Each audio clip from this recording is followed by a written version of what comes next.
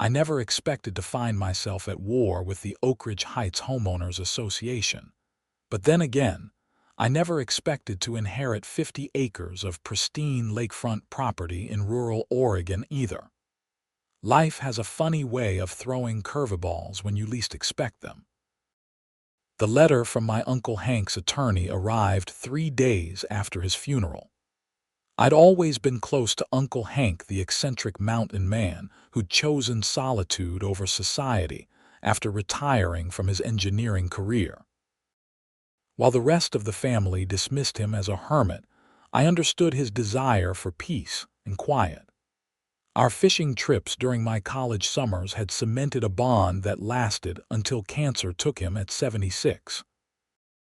Mr. Lewis, as the sole beneficiary of Henry Callahan's estate, you now own his entire property at Lake Tumalo, including all structures and the adjoining woodlands. The attorney, a thin man with wire-rimmed glasses, slid the deed across his desk. Congratulations, Mr. Lewis. Your uncle was quite fond of you. I was stunned. I'd known Uncle Hank had some land, but 50 acres of prime Oregon lakefront. This was life-changing. My name, Marcus Lewis, was now attached to one of the most beautiful pieces of property in the state. There's one complication, the attorney added, adjusting his glasses. The southern portion of the property borders the Oakridge Heights subdivision. There's been some tension over the years. That was the understatement of the century. Within a week of moving into Uncle Hank's cabin, I found myself face to face with Patricia Whitmore, the self-proclaimed queen of the Oakridge Heights Homeowners Association. She appeared at my door unannounced, a clipboard clutched to her chest, her blonde hair pulled into a tight bun that seemed to stretch her face into a permanent look of disapproval. "You must be Henry's nephew," she said, not bothering with pleasantries. "I'm Patricia Whitmore, president of the Oakridge Heights HOA. We need to discuss your property's compliance with our neighborhood standards." I blinked, confused. "Madam, I don't live in Oakridge Heights. This is private property." Patricia's thin lips curled into what I suppose she thought was a smile. "Well, technically yes, but your property borders our community, and our covenants have specific requirements for adjacent properties. Your uncle never quite understood the importance of neighborhood harmony." I felt my hackles rise. Uncle Hank had mentioned the neighborhood witch in passing, but I hadn't expected her to appear so quickly. "Miss Whitmore, I appreciate your visit, but this property isn't subject to your HOA regulations. Now, if you'll excuse me, I have unpacking to do." Her smile vanished. "We'll see about that, Mr. Lewis. The board meeting is Thursday at 7 p.m. I suggest you attend." She turned on her heel, marching back to her luxury SUV with license plates that read HOA Boss. I should have taken that as my first warning. The next morning, I awoke to find 3 men in matching polo shirts with Oakridge Heights maintenance embroidered on the chest, surveying the shoreline of my lake. My lake. "Excuse me," I called out, jogging down from the cabin in my pajama pants and t-shirt. "This is private property." "You're trespassing." The tallest of the 3, a gray-haired man with a clipboard, looked up with mild surprise. "Oh, good morning. We're just conducting our quarterly lakefront assessment, standard procedure." "Not on my property, it isn't," I replied, growing irritated. "There's no easement here." "This is private land." The man consulted his clipboard. "According to our records, there's a shared maintenance agreement for the lakefront dating back to 2010. "Show me," I demanded. He flipped through several pages before frowning. "I don't seem to have it with me, but Miss Whitmore assured us, Miss Whitmore doesn't speak for this property." "I do, and I'm telling you to leave now." They left, but not before taking several photos of the shoreline. I had a sinking feeling this wasn't going to be a simple misunderstanding. I spent the next day reviewing all of Uncle Hank's paperwork.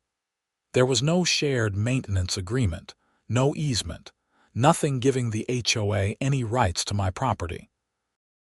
What I did find, however, was a folder labeled HOA harassment containing 5 years' worth of cease and desist letters from Uncle Hank's lawyer to the Oakridge Heights HOA. Thursday evening, against my better judgment, I decided to attend the HOA meeting. Knowledge is power, after all, and I wanted to understand what I was up against. The community clubhouse was a mock Tudor monstrosity with a parking lot full of luxury vehicles. Inside, about 30 residents sat in neat rows facing a long table where Patricia Whitmore held court with 4 other board members. I slipped into a seat in the back row, nodding politely to an elderly couple who gave me curious looks. "That's the Callahan nephew," the woman whispered to her husband, not nearly as quietly as she thought. "Patricia says he's going to be trouble just like his uncle. Great. My reputation preceded me."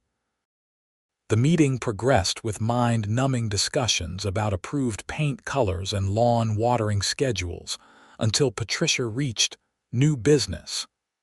"As many of you know," she began, her voice taking on a grave tone, "we've long had issues with the Callahan property on our northern border. Now that Henry has passed, his nephew has taken residence." All eyes turned to me. "In the interest of community enhancement, the board has developed a proposal for the lakeshore development project we've discussed for years." A projector flickered to life, displaying a rendering of 9 small cabins arranged along what was unmistakably my shoreline. What the hell? I couldn't stop myself from blurting out. Patricia's eyes narrowed. "Mr. Lewis, we observe Robert's rules of order in our meetings. Please refrain from outbursts." I stood up. "That's my property you're showing. You have no right to build anything there." Patricia smiled that cold smile again.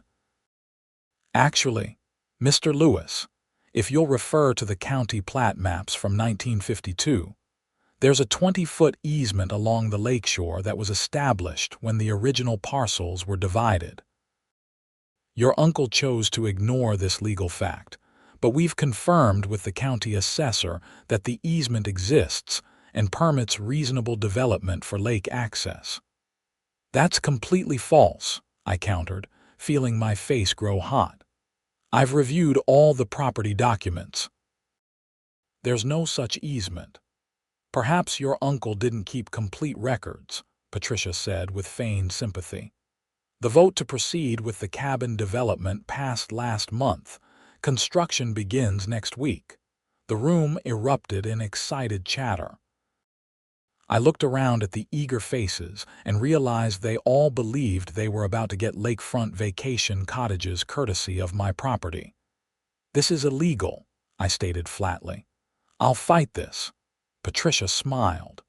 "We welcome you to pursue any legal avenues you feel necessary, Mr. Lewis." Now, moving on to the summer picnic arrangements.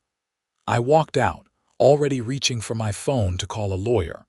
The next morning, I contacted Uncle Hank's attorney, who referred me to a property rights specialist named Daniel Murphy. He agreed to meet me at the property that afternoon. "This is absurd," Murphy said after reviewing my documentation. "There's no easement on record. They can't just build on your land." He was a burly man with a no-nonsense attitude that I immediately appreciated. "So what do we do? File for an injunction?" Murphy rubbed his chin. "That would be the standard approach. But given what you've told me about this HOA's past behavior, they might start construction before we can get a judge to act. Let me make a few calls." While Murphy paced the shoreline making phone calls, I noticed a small drone hovering over the lake. It wasn't the first time I'd spotted it. The same drone had been making appearances since my confrontation with the maintenance crew. I had a pretty good idea who was operating it. Murphy returned, looking grim. "I've got some concerning news. There is actually an easement document on file with the county, recorded just 3 weeks ago. It appears to be signed by your uncle, granting a 20-foot recreational easement to the Oakridge Heights HOA. That's impossible. Uncle Hank died 4 months ago, Murphy nodded. Exactly. The document is dated 6 months ago, but the recording date is recent. It's a forgery, obviously, but it complicates matters. We'll need to challenge its authenticity, which takes time. And in the meantime, legally speaking, they have a document that appears to give them rights to build. We can file for an emergency injunction based on suspected fraud, but I can't guarantee a judge will grant it immediately. I stared out at the peaceful lake, trying to process this information. So they forged my dead uncle's signature to steal my property, and the law might let them get away with it, temporarily, Murphy clarified. We'll prove the fraud, but it might take a few weeks. The wheels of justice turn slowly. Those few weeks turned out to be critical. Despite Murphy's best efforts, the judge denied our emergency injunction, stating that the evidence of fraud wasn't compelling enough to halt construction while the document was being investigated. 3 days later, a convoy of construction vehicles rumbled down my driveway. I stood on my porch, arms crossed, as Patricia Whitmore stepped out of her SUV, a hard hat perched incongruously on her perfectly coiffed hair. "Mr. Lewis," she nodded. "We'll try to keep the noise to a minimum. The project should be completed within 6 weeks." "This is illegal, and you know it," I stated flatly. "I'm simply following the legal easement your uncle granted," she replied, her voice syrupy with false politeness. "If you continue to harass our workers, we'll be forced to seek a restraining order." I watched helplessly as bulldozers began clearing the shoreline. My lawyer advised against any physical interference. It would only strengthen their case for a restraining order, which would prevent me from monitoring what they were doing. For 6 weeks, I documented everything. Every tree they cut, every foundation they poured, every nail they hammered. I took photos, videos, drone footage of my own. I interviewed the construction workers, many of whom were uncomfortable when I explained that they were building on disputed property. One evening, as I was photographing the nearly completed cabins, a middle-aged man approached me from the construction site. He introduced himself as Michael Owens, the project manager. "Look, I don't want to get involved in property disputes," he said, glancing over his shoulder nervously. "But something isn't right here. The permits we're working under, they're not the standard kind. Miss Whitmore rushed everything through with some special connections at the county." I perked up. "Do you have copies of these permits?" He shook his head. "Not with me. But I can tell you they were processed by someone named Vance in the county planning office. Apparently, he's Patricia's cousin or something." This was the first real lead I had. I thanked Michael and immediately called Murphy with this information. The next day, Murphy confirmed that Gregory Vance was indeed employed at the county planning office and was Patricia Whitmore's second cousin. More importantly, he was the official who had recorded the suspicious easement document. "This is good," Murphy said. "Really good. We can now demonstrate potential collusion in the creation of fraudulent documents." But it was too late to stop construction. By the time we assembled our evidence and filed a new motion with the court, the 9 cabins were complete, charming frame structures with cedar siding and large windows overlooking the lake. I had to admit, they were attractive buildings. If they weren't illegally placed on my property, I might have appreciated them. The court date for our fraud hearing was still 6 weeks away when Patricia Whitmore appeared at my door again, this time with a thick binder. "Mr. Lewis, now that the lake access project is complete, I wanted to provide you with the rental management agreement." She held out the binder as if it contained a peace offering instead of more fraudulent documents. "Rental management agreement," I echoed, not taking the binder. "Yes." As per the easement, the cabins are to be rented to Oakridge Heights residents on a weekly basis. The management company will handle all bookings and maintenance, and the proceeds will be split 70/30 in favor of the HOA, with 30% going to the property owner you as compensation for use of the land. I stared at her in disbelief. You build illegal cabins on my property and then expect me to agree to a rental scheme that primarily benefits your HOA. Patricia's smile didn't waver. Mr. Lewis, fighting this will only cost you money in legal fees. The easement is registered with the county. The cabins are built to code and fully permitted. Why not make the best of the situation? 30% of the rental income is quite generous, given that this portion of your property was unusable swampland before our improvements. Swampland. It was pristine lakefront. She waved her hand dismissively. Semantics. The management agreement needs your signature by Friday, or we'll be forced to handle the rentals without your input. As she turned to leave, a thought struck me. A dangerous, possibly foolish thought, but one that might just work. Miss Whitmore, I called after her. Leave the binder, I'll review it. Her eyebrows rose in surprise, but she handed over the binder with a triumphant smile. I knew you'd be reasonable eventually. The first bookings start next weekend. After she left, I called Murphy. I have an idea, I told him. But I need to know if it's legal. After explaining my plan, Murphy was silent for a long moment.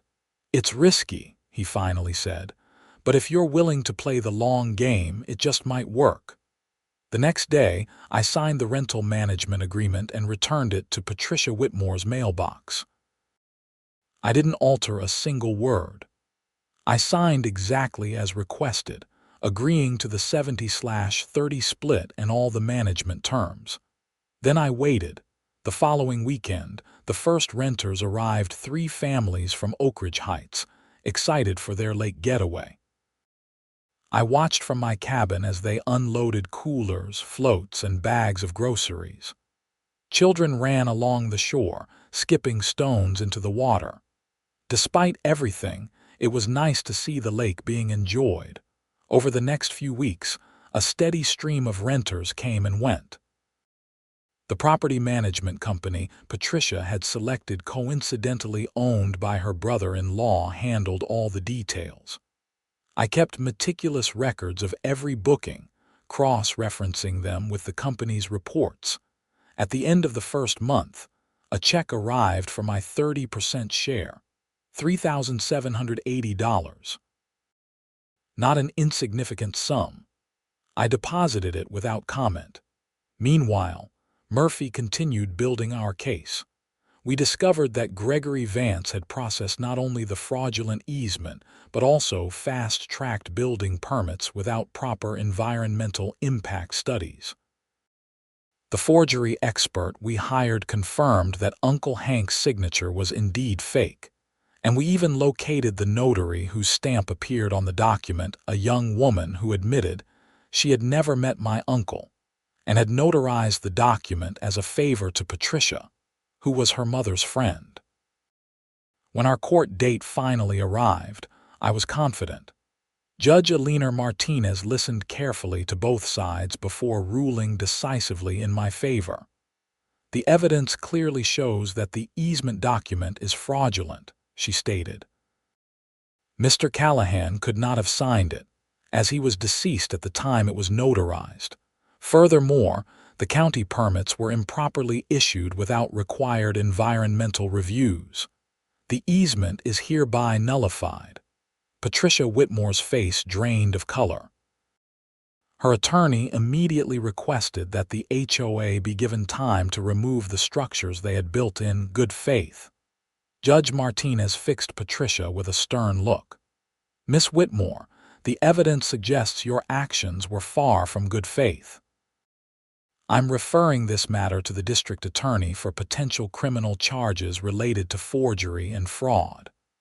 As for the structures, they were built illegally on Mr. Lewis's property and therefore belonged to him. Patricia's outrage was immediate and vocal. requiring the bailiff to intervene. As she was escorted from the courtroom, she turned to me with a look of pure venom. "This isn't over, Lewis. Those cabins cost us over $800,000 to build." I simply nodded. "I know. They're very nice cabins." That night, I cracked open a beer on my porch, watching the sunset over the lake and the now quiet row of cabins. They were mine now officially, but I had no intention of using them or removing them just yet. My plan was much more satisfying. For the next 2 years, I honored the rental agreement I had signed. I allowed the management company to continue booking the cabins, collecting my 30% without complaint. The HOA members continued to enjoy their lake getaways, though Patricia Whitmore herself never set foot on the property again, especially after being indicted for fraud and forgery. I kept in regular contact with Murphy, ensuring that everything I did was legal. "You're playing a long game," he reminded me. "Don't do anything to jeopardize your position." By the end of the 2-year period, I had collected just over $90,000 in rental income, a nice sum, but nowhere near what I was entitled to as the legal owner of both the land and the cabins. It was a sunny Tuesday morning when I finally made my move. I sent a certified letter to the management company, terminating our agreement effective immediately, as was my right under Section 7, Paragraph 3 of the contract. I then posted notices on each cabin door, informing all current and future renters that the properties were no longer available for rent, and all existing reservations were canceled. Within hours, my phone was ringing nonstop.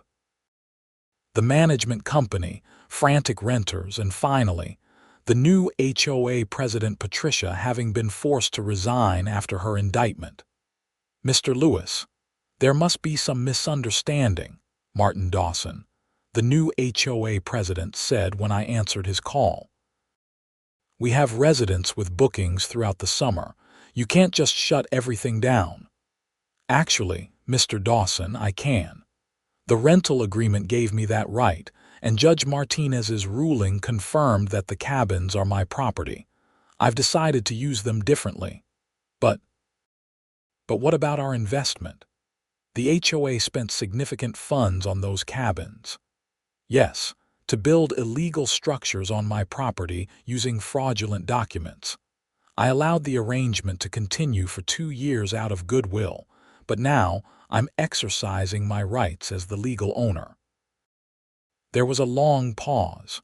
"What will it take to work something out? We could increase your percentage of the rental income." "I'm not interested in renting anymore, Mr. Dawson, but I am willing to sell the cabins, just the structures, not the land, to individual buyers." "Your HOA members get first right of refusal." Another long pause.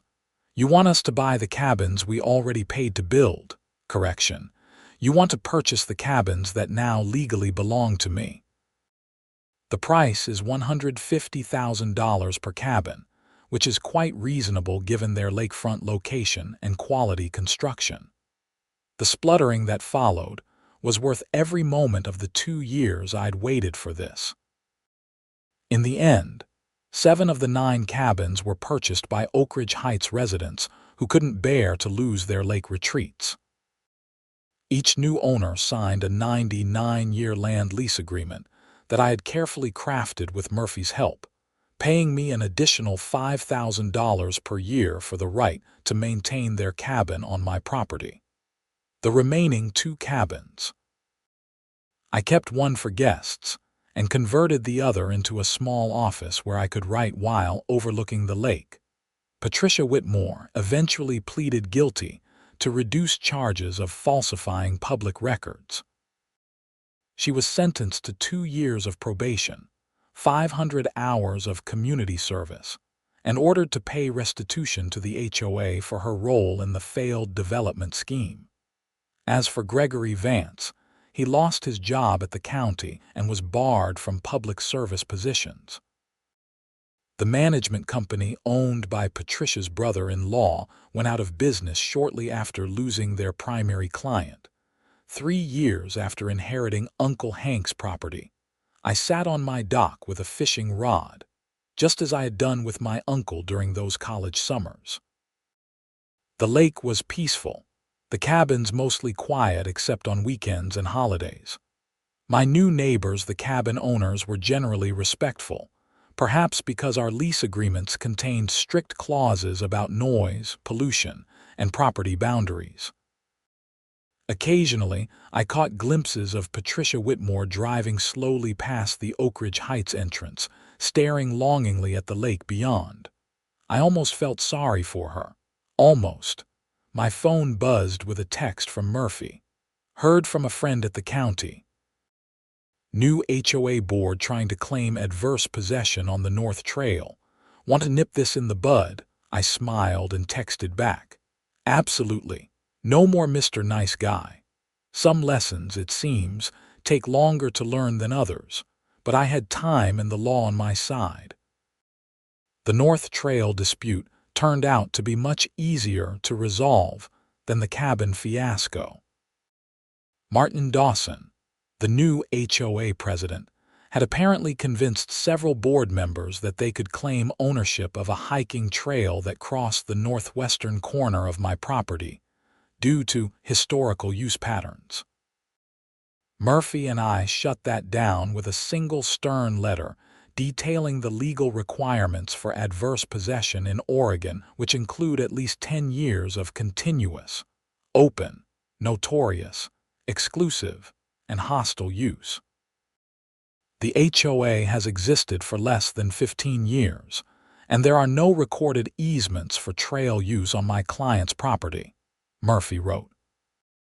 Any claims of adverse possession are therefore patently frivolous and would subject the HOA to liability for legal fees should we be forced to defend against such claims.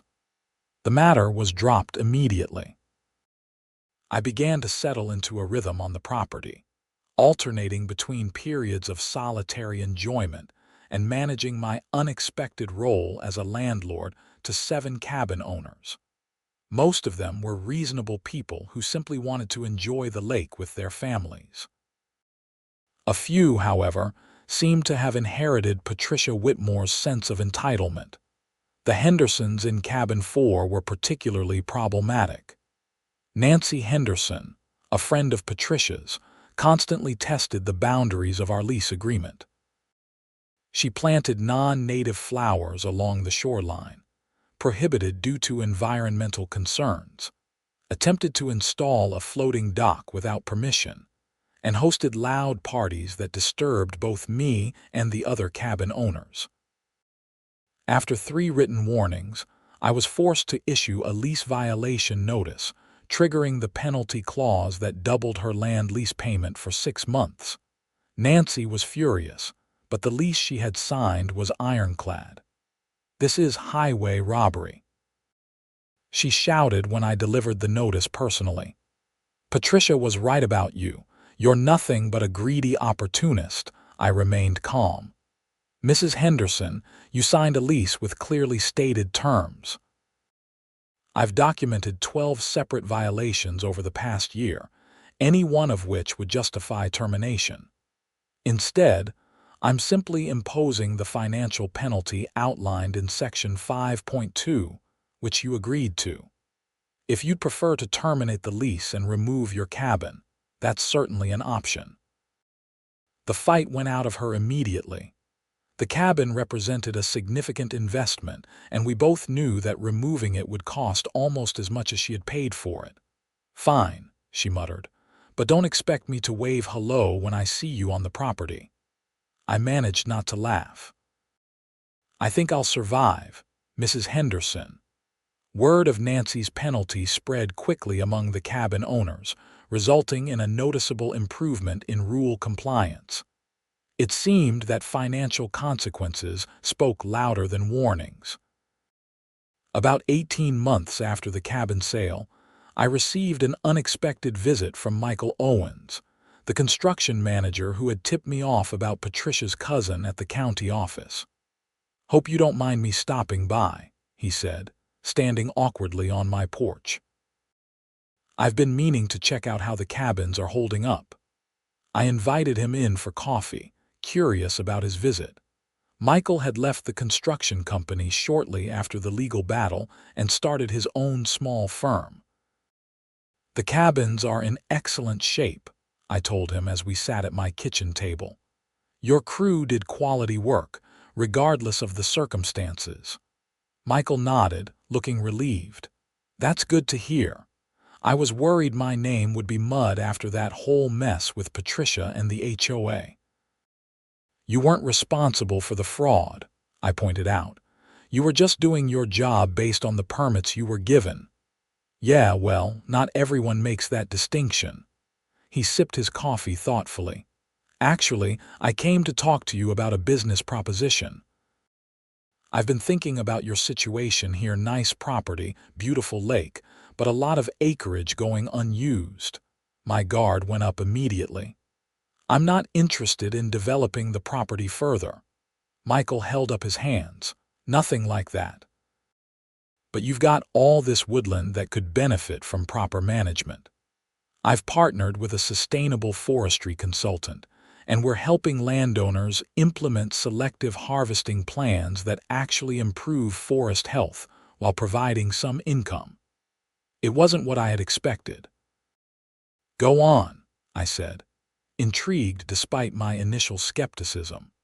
Over the next hour, Michael outlined a forest management plan that would selectively harvest mature trees, create better wildlife corridors, and reduce fire danger, all while generating sustainable income.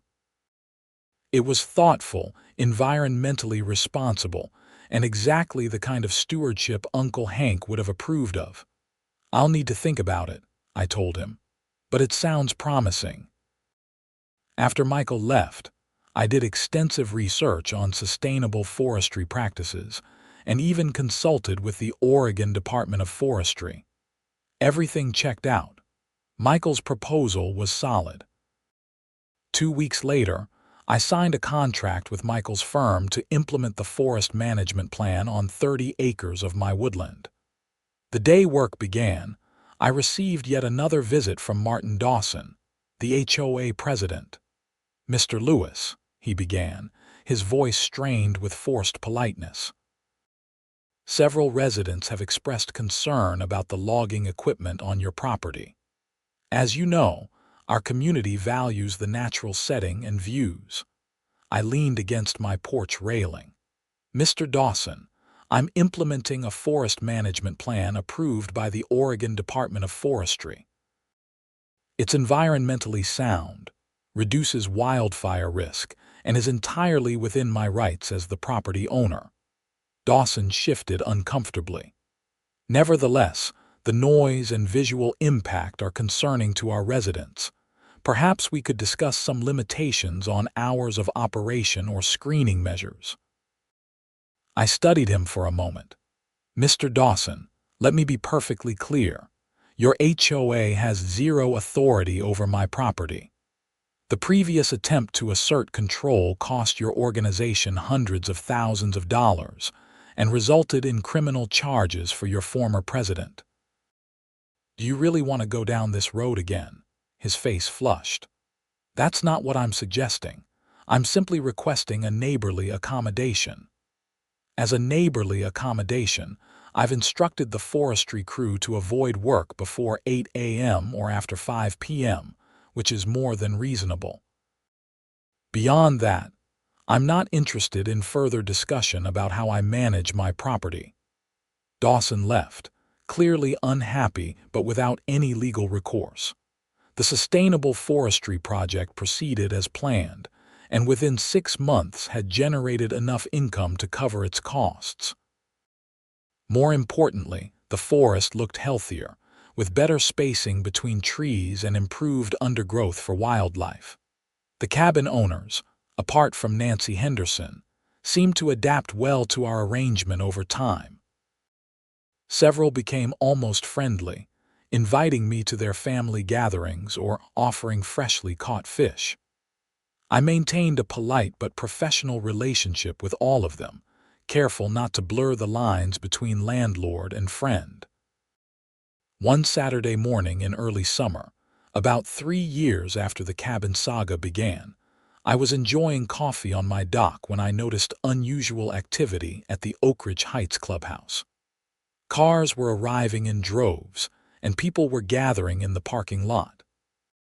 Curious, I paddled my kayak across to Jake Wilson, the owner of Cabin 7, who was teaching his son to fish off their small dock. "Morning, Jake. What's going on at the clubhouse today?" Jake grimaced. "Emergency HOA meeting. Patricia Whitmore's probation ended last month, and rumor has it she's staging a comeback. She's running for the board again." I nearly spilled my coffee. "You're kidding. After everything that happened?" "Nope. She's convinced half the neighborhood that she was a scapegoat and that you somehow tricked her into the whole cabin scheme." Jake reeled in his line and cast again. "Between us, I think she's delusional, but she still has a lot of friends in the community." I paddled back to my dock, mind racing. Patricia Whitmore back in power at the HOA was the last thing I needed. While she couldn't undo the legal rulings about my property, she could certainly make life difficult in countless small ways.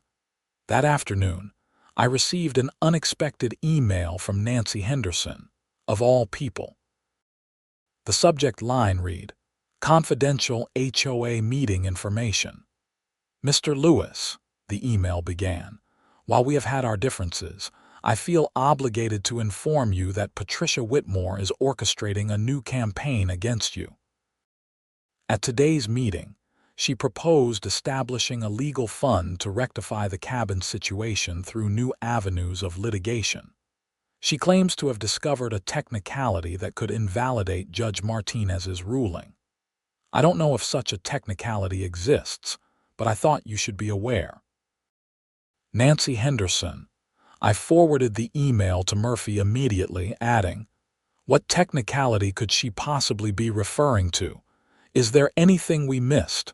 Murphy's response came within the hour. "Extremely unlikely. Martinez's ruling was solid, and the criminal charges against Patricia further cement our position. But I'll review everything again to be safe. In the meantime, might be worth finding out what she's telling people." The opportunity to learn more came from an unexpected source. Michael Owens called me the next day, sounding concerned. "Marcus, you won't believe who approached me yesterday. Patricia Whitmore tracked me down at my office, asking me to sign an affidavit claiming you had somehow coerced me into giving false information about the permits." "What did you tell her?" I asked, alarmed. "I told her to get out of my office before I called security, but she left behind some documents, her legal strategy for reclaiming the cabins. You need to see this. It's completely bonkers, but she's convincing people to fund it." Michael came over that evening with the documents Patricia had left behind. Her plan was as audacious as it was delusional. She claimed that because I had accepted rental payments under the management agreement for 2 years, I had effectively acknowledged the HOA's rights to the property under equitable estoppel, essentially arguing that my actions contradicted my legal claims. Murphy laughed when I sent him the documents. "This is desperate nonsense. You signed the rental agreement after the cabins were already built, and you never acknowledged the HOA's right to build them in the first place. Besides, you only managed the rental situation while actively pursuing legal remedies to establish true ownership, which you won. No judge would give this the time of day." Nevertheless, Patricia succeeded in getting herself elected to the HOA board, though not as president. Martin Dawson retained that position, perhaps as a moderating influence. Within weeks, Patricia began her campaign of harassment. HOA security vehicles would park at the entrance to my driveway, taking photos of everyone who came and went. Landscaping crews would accidentally blow leaves and grass clippings onto my property line. Anonymous complaints were filed with the county about everything from my sustainable forestry project to the height of my boathouse. None of these tactics had any real impact, but they were annoying exactly as intended. The situation came to a head when I discovered someone had tampered with the boat lift at my dock. A critical safety cable had been partially cut, not enough to fail immediately, but enough that it would likely break when under strain. If I hadn't noticed it during my regular equipment check, I could have been seriously injured. I called the sheriff immediately. Deputy Ramirez arrived within the hour, carefully documenting the damage and taking my statement. "You have security cameras on the property, Mr. Lewis?" he asked, examining the frayed cable. "Just at the main cabin and driveway, not down at the dock," I admitted. "But I'm installing a full system next week." Deputy Ramirez nodded. "Good idea. This was deliberate tampering, no question. Any idea who might want to harm you or your property?" I hesitated. Suspicion wasn't proof, and accusing Patricia Whitmore without evidence wouldn't help my case. "I've had some ongoing disputes with the neighboring HOA. Their former president was convicted of fraud related to these cabins you see along the shoreline." I explained the entire history. Deputy Ramirez listened attentively, taking detailed notes. "I'm familiar with the case," he said finally. "That was before I was assigned to this area, but it made quite an impression at the department. Miss Whitmore has had several interactions with law enforcement, since then mostly complaints she's filed against neighbors that turned out to be unfounded. She recently returned to the HOA board," I added, "and she's been rallying support for a new legal challenge to my ownership of the cabins. That doesn't prove she sabotaged your boat lift, but it certainly establishes motive. I'll file this report and speak with Miss Whitmore. In the meantime, I strongly recommend those security cameras and be extra vigilant." The next day, I had a security company install cameras covering every angle of the property, including the dock, boathouse, and all cabins. I also hired a part-time security guard to patrol during overnight hours for the next 2 weeks. Patricia denied any involvement in the boat lift tampering when questioned by Deputy Ramirez.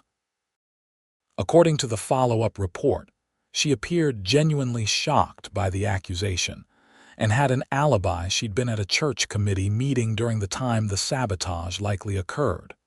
A week later, the new security system proved its worth. At 2:14 a.m., motion sensors triggered an alert on my phone. The security footage showed a figure in dark clothing approaching cabin 3, which was currently unoccupied between renters. The person tried the door, then moved to a window and appeared to be attempting to pry it open. I called the security guard on duty, then the sheriff's department. The guard reached the cabin first, but the intruder fled into the woods before he could be apprehended. Deputies arrived minutes later, securing the area and documenting the attempted break-in. The security footage wasn't clear enough to identify the person's face, but something about their gait and build seemed familiar. I reviewed the footage multiple times before realizing who it reminded me of: Gregory Vance, Patricia's cousin who had processed the fraudulent easement documents. I shared my suspicion with Deputy Ramirez, who took the information seriously. "Vance doesn't have a criminal record besides the issues with the easement, but we'll look into his whereabouts last night. In the meantime, we'll increase patrols in the area." The attempted break-in changed the dynamic with my cabin tenants. They were now equally concerned about security, and most of them installed their own camera systems that integrated with mine, creating a comprehensive network of surveillance across the property. Nancy Henderson, surprisingly, became my most vocal supporter. Patricia has gone too far, she told me during an impromptu visit. Most of us just want to enjoy our cabins and the lake. All this drama is exactly why I paid you for the cabin in the first place, to have peace and quiet away from HOA politics. I appreciate that, Nancy, I said, genuinely surprised by her change in attitude. I want the same thing. Well, you should know that several of us are pushing to remove Patricia from the board again. This vendetta against you is costing us money and creating a toxic atmosphere in the community. 3 days later, Gregory Vance was arrested at his apartment. Police found burglary tools, a hand-drawn map of my property, and text messages between him and Patricia discussing getting evidence from the cabins. While the texts weren't explicit enough to prove Patricia had ordered the break-in, they were sufficient to charge Vance with attempted burglary and criminal conspiracy. Patricia was brought in for questioning but released pending further investigation. The HOA board, however, had seen enough. They called an emergency meeting and voted to remove her from the board, citing conduct detrimental to the community's interests. The final blow to Patricia's campaign came from an unexpected quarter. Her husband, Thomas Whitmore, filed for divorce the following week, publicly stating that he could no longer support her obsessive vendetta and increasingly erratic behavior. With Patricia effectively neutralized, life around Lake Tumalo finally began to settle into a peaceful routine. The cabin owners formed their own small association completely separate from the Oakridge Heights HOA to coordinate maintenance issues and community events. They elected Nancy Henderson as their representative, a development that still amuses me given our rocky start. My sustainable forestry project expanded to cover more of the property, creating healthier woodland and a steady income stream. Michael Owens and I became good friends, eventually partnering on a small sawmill operation that processed timber from my land and other sustainably managed properties in the area. Gregory Vance ultimately accepted a plea deal, receiving 2 years probation and community service in exchange for testimony about Patricia's involvement. While her texts weren't enough for criminal charges, his testimony led to a restraining order prohibiting her from coming within 500 feet of my property or contacting me in any way. Thomas Whitmore sold their house in Oakridge Heights after the divorce and moved to Arizona. Patricia, I heard, moved to a condo in Portland, far from the lake and the community she had once ruled. 5 years after inheriting Uncle Hank's property, I stood on my dock at sunset, watching families enjoying their cabins along the shore. Children splashed in the shallows, parents grilled on small decks, and kayaks glided silently across the water's surface. It wasn't what I had envisioned when I first arrived, but somehow it felt right. Uncle Hank had always believed in using the land without spoiling it, in finding balance between solitude and community. In an odd way, the 9 cabins' products of fraud and overreach had ultimately created exactly that balance. Murphy joined me on the dock, having stopped by to deliver some paperwork for a conservation easement I was establishing on the undeveloped portion of the property. "You know," he said, gesturing toward the cabins, "most people would have torn those down out of spite after winning in court." I smiled, watching an osprey dive into the lake and emerge with a fish. I considered it, but spite is exhausting. This works better for everyone. Even after everything the HOA put you through. The HOA was never the real problem, I replied. Patricia Whitmore was. The rest were just people who wanted to enjoy the lake, same as me.